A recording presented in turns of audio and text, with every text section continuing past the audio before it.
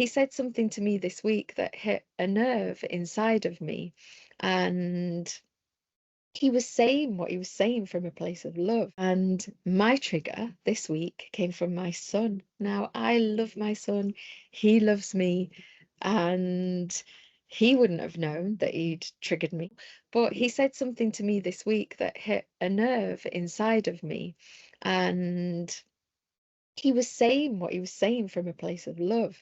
He was trying to help me, but the way I heard what he said hit something from my childhood.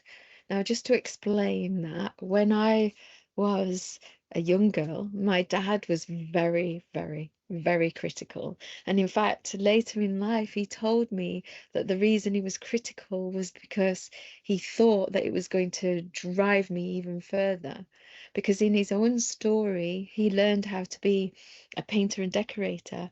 And while he was learning that, the lecturer told him he'd never be any good, and that drove him to do better. So my dad had this belief that if he criticized me, he would drive me to do to do even better.